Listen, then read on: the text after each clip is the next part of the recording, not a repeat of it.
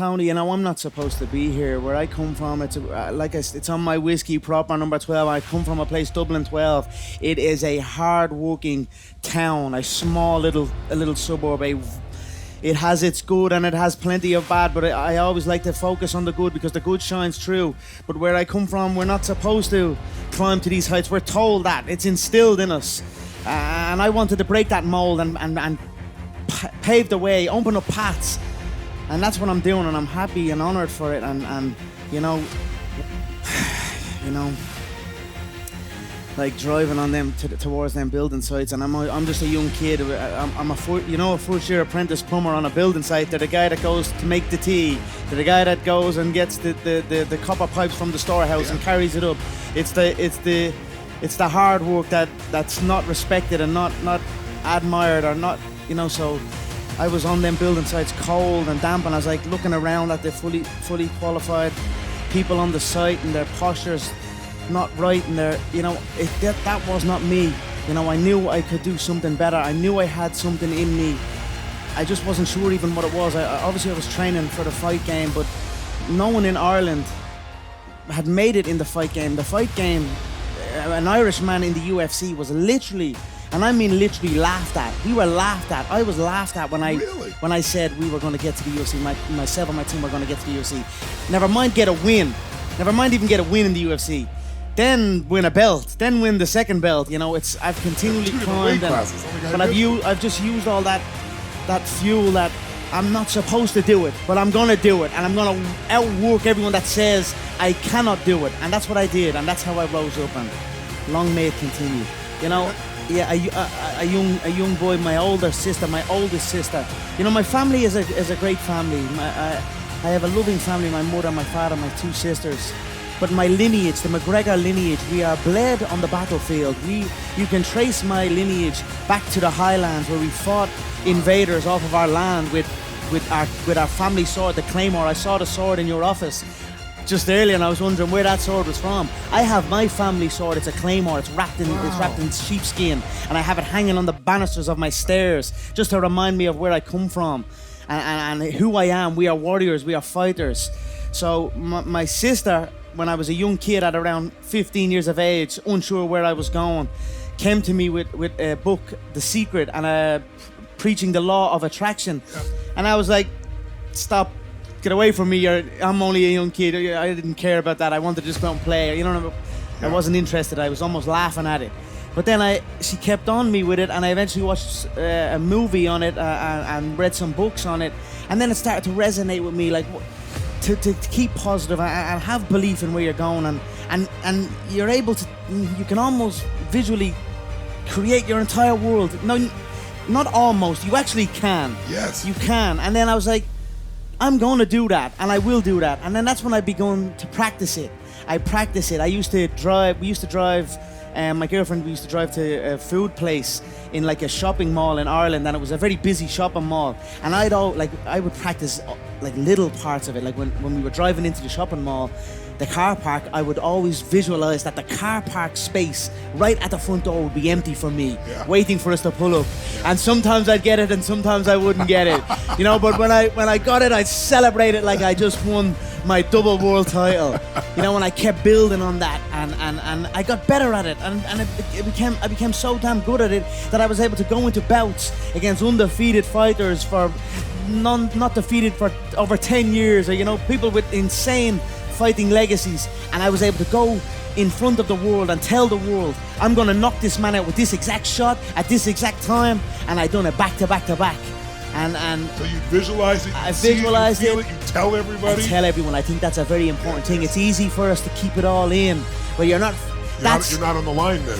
All in is a term I like to use in my ventures. All in. We've got to be all in on our ventures. I wanted to be in soccer, I heard, but even then you visualized, I understand. Well, again, yes. See, I was visualizing before I even knew about it. Obviously, soccer is huge in Ireland and the UK, and it was my first love, most certainly. I used to sneak out of the house late at night, and there used to be a little grass patch by my home, and I would take the football out and play on the grass patch on my own, and I would kick the ball against the wall. And when I kicked the ball against the wall, I would imagine it was a goal, the goal net, and I scored a goal, and I would run off, and I would visualize a screaming arena cheering me on.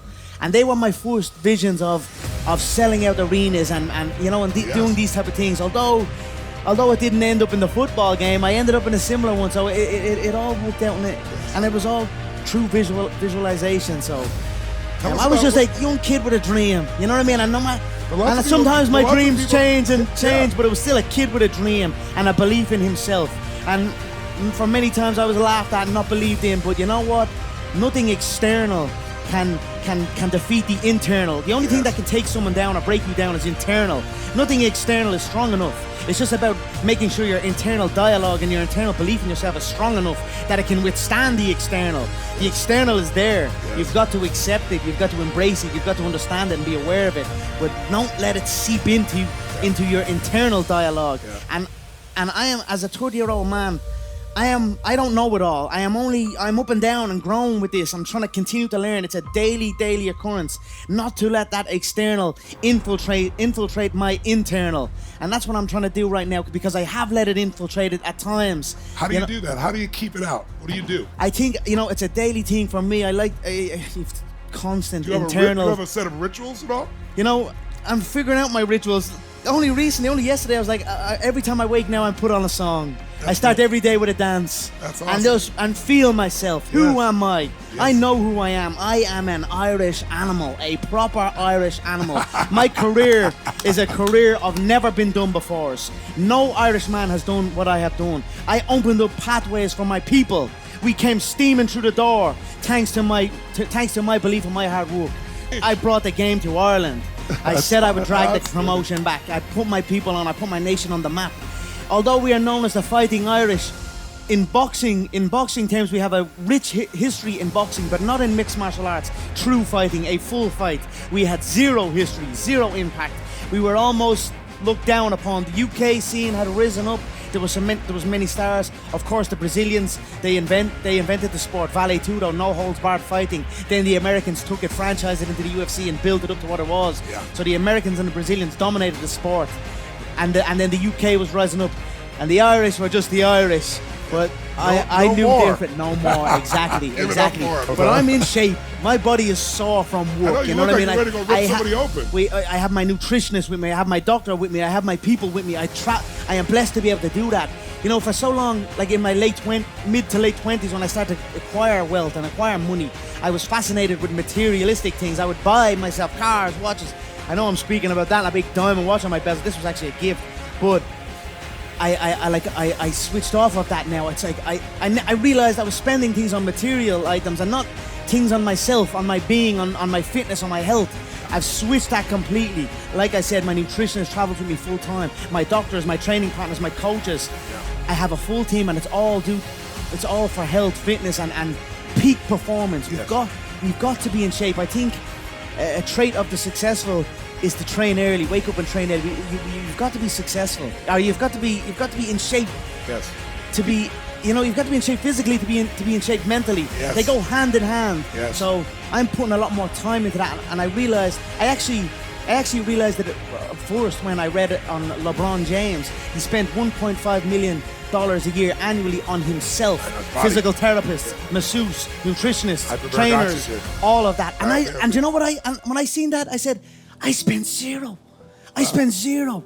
I just, when a camp forms, when a fight forms, I'll gather a team of people. We go into the Vegas desert, lock ourselves away for 10 weeks and do insanity work. If I'm training back at home during camp, I have fighters locked in a hotel room waiting on call to be called and to come and fight me. Yeah. It's an insane game, but it's not all in again. I'll go back to that term. It's halfway in. And then you can't be that way, and you certainly cannot be that way in the fight game, but in reality, you can't be that way in any game you're in. If you're in a game, make sure you're in it all the way, all in with it, and then that game will be your game. And Ali was one of my first heroes in combat sport. I watched documentaries on him, I read books on him. Yeah. Even before here's a funny thing, even before I actually boxed. I've been boxing and fighting my whole life, but even before I engaged in combat sport, I was interested in like the wrestling side of things, which is a lot more show. Yeah. Yeah. And then obviously Muhammad Ali was a different animal because he was doing it for real. Yeah. Wrestling's not really for real. Yeah, It's yeah. you know what I mean. But Muhammad Ali was doing it for real,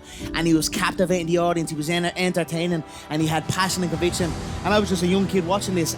I was not necessarily a tough growing up, but I was a hard worker, and I was you know what? I was smart. That's what I was. And wits beat toughness any day of the week. That's and awesome. Twice on Sunday. So I knew what I needed to do. I needed to learn combat sport. I needed to learn martial arts, gain confidence in surroundings, and then rise up. And that's what I done.